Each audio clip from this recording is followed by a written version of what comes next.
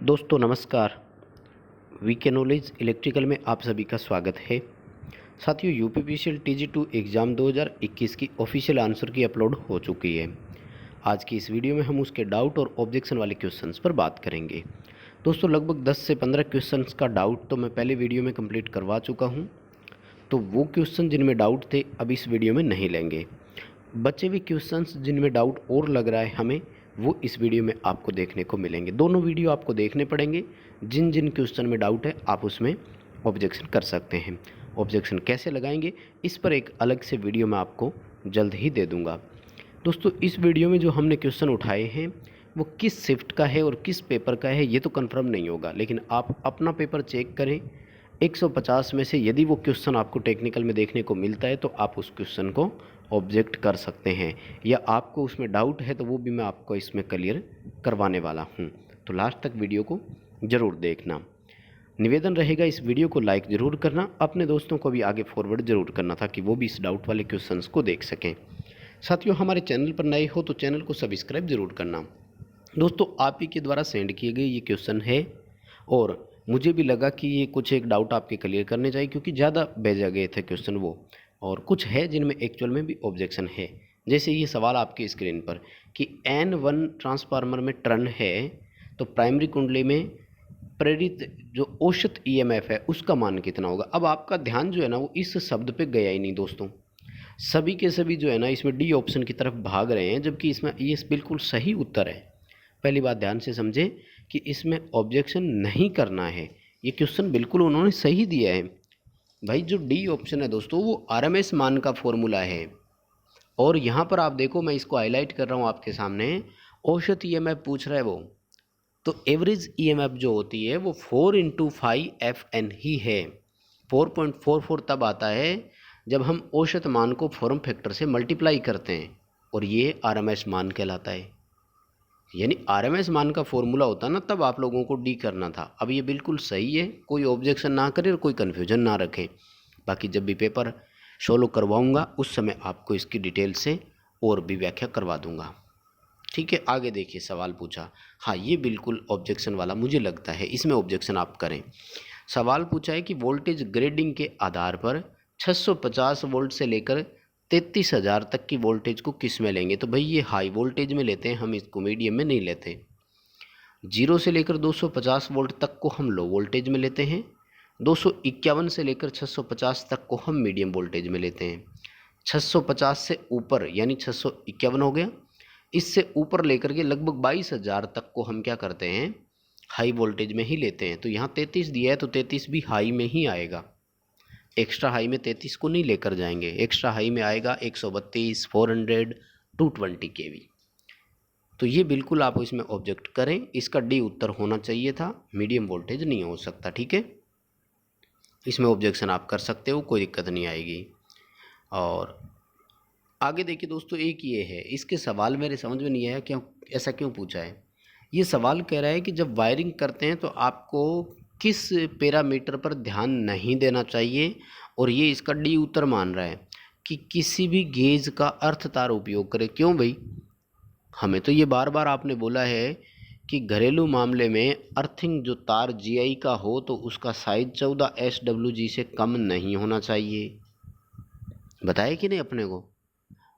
तो जब gauge number पर ध्यान देने की आवश्यकता है तो आपने यहाँ ये कैसे लिख दिया कि किसी भी गेज का उपयोग करें, हालांकि बाकी चीज़ें तो बिल्कुल सही है इसकी। तो कुल मिलाकर ये है कि इसके चारों ऑप्शन सही है, हमें सभी पर ध्यान देने की आवश्यकता होती है। तो ये डाउट वाला है, बट एग्जैक्ट इसका कैसे ऑब्जेक्शन अपन लगाएंगे इस पर मैं बात करूँगा, अलग से डाल देंगे। आगे देखो दोस्तों, ये दिया कि मोटर में सिंगल फेजिंग को प्रदर्शन को नहीं कर रहा है। अब ये भी कंफ्यूज वाली लैंग्वेज इसने लिखी है, इसका इंग्लिश मुझे मिला नहीं, जब इंग्लिश मिलेगा तो कन्फर्म वैसे हो सकता है।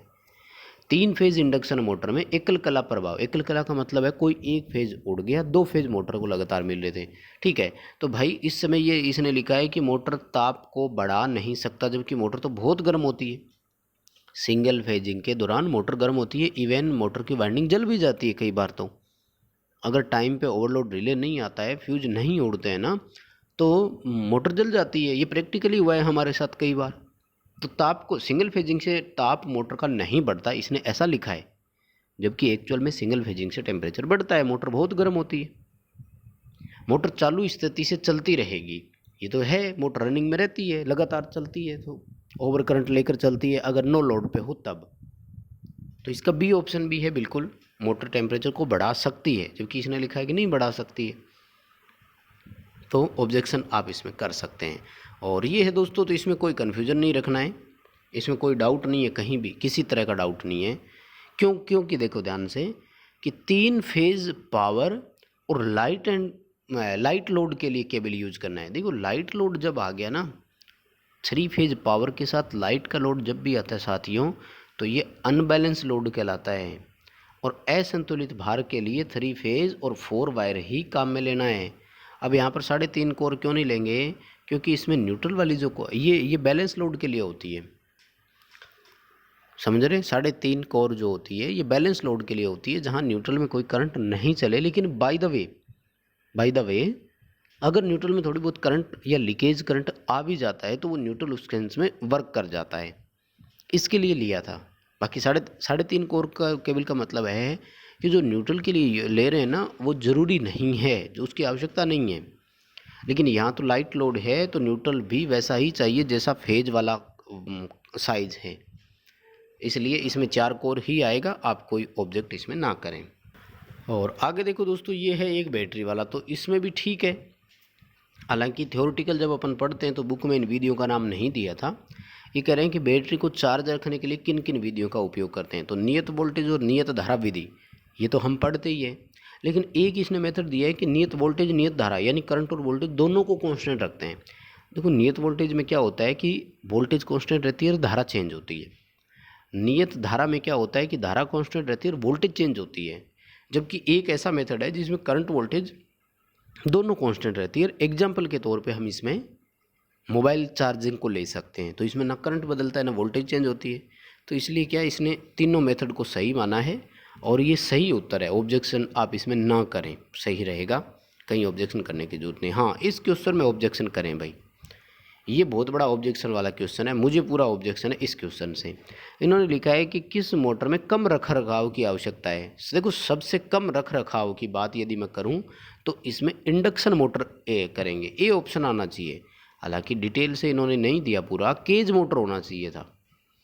बाकी आप तीनों मोटर का कंपैरिजन कराइए। स्लिप रिंग मोटर में देखो, स्लिप रिंग है, कार्बन ब्रश है और बेयरिंग है, जिनको मेंटेनेंस की ज़रूरत होती है।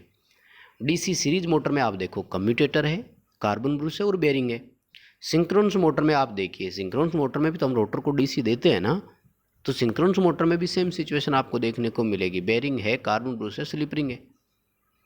लेकिन केज मोटर, यदि मैं इसको केज मोटर, इंडक्शन मोटर, इसको केज मोटर मानकर चले हम, ऐसा ही होता है जब ऑप्शन नहीं दिया हो तो ये जो आएगा आपका इसमें केज मोटर आएगा, यानी ए ऑप्शन आएगा, ओनली इंडक्शन मोटर। इसमें कम्यूटेटर, स्लिप रिंग या कार्बन ब्रश नहीं होते, ओनली ऑन बेयरिंग है जिसको ओवरऑलिंग की ज़रूरत होती है। तो इस क्वेश्चन में आप जरूर ऑब्जेक्शन करें भाई, डीसी सीरीज मोटर कम मेंटेनेंस वाली है, ये ऑप्शन नहीं होगा इसका। और अगला ये सवाल है दोस्तों जिसमें दिया है आपको गोडाउन वायरिंग के बारे में दिया है। एक जो है वो single pole single throw switch है और 3 जो है वो single pole double throw switch है। तो भाई ये तो बिल्कुल सही है ना, जितने स्विच होते हैं उतने ही लैंप कंट्रोल होते हैं। 4 स्विच तो 4 से ही होगा। डायग्राम भूल गए होंगे ना लगता है, देखो मैं बताता हूँ आपको, ठीक है। मान लीजिए ये 4 लैंप है, बड़ा सिंपल सा है, डायग्राम बता देता हूँ मैं आपको। न्यूट्रल सबका कॉमन हो गया इस तरह से। अब देखो फेज कैसे कॉमन होगा। ये है 2 वे स्विच, 1 वे स्विच, ध्यान से देखना, ये 3 2 वे स्विच हो गए, एक 1 वे। तो फेज पहले 1 वे में आएगा और ये 2 वे स्विच ऐसे कनेक्ट होते हैं आगे, पहला 2 वे नेक्स्ट के, और तो लास्ट वाला जो 2 वे होता है ना, वो लैंप नंबर 3 और लैंप नंबर 4 को सप्लाई देता है। यहाँ से देखो ध्यान से, तो 4 स्विच और 4 ही लैंप कंट्रोल हो गए, इसमें कहीं डाउट नहीं है। लेकिन मोस्टली स्टूडेंट का 2 लैंप किया हुआ है, पता नहीं कैसे गलती होगी आप सबसे। बिल्कुल एक नहीं, अनेक स्टूडेंट का ये आया है, इसीलिए मैंने क्वेश्चन को यहाँ पर लिया था। अच्छा, एक इसमें भी गलती कर रहे हो, जबकि ये गलत नहीं है, ऑब्जेक्शन इसमें मत करना।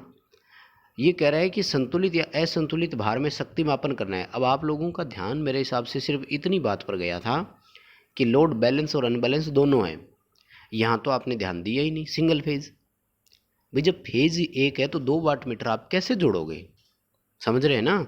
सब स्टूडेंट का ध्यान 2 वाटमीटर विधि की तरफ गया, बैलेंस और अनबैलेंस दोनों देखते ही, क्योंकि ऐसा नहीं हो सकता, क्योंकि फेज ही एक है, सिंगल फेज है तो फिर एक ही वाटमीटर लगेगा ना, बैलेंस हो अनबैलेंस हो कोई फर्क नहीं पड़ेगा, एक ही वाटमीटर जोड़ना है ना, सिंगल फेज सप्लाई है। 2 वाटमीटर विधि तब लगती है जब 3 फेज सप्लाई सिस्टम हो।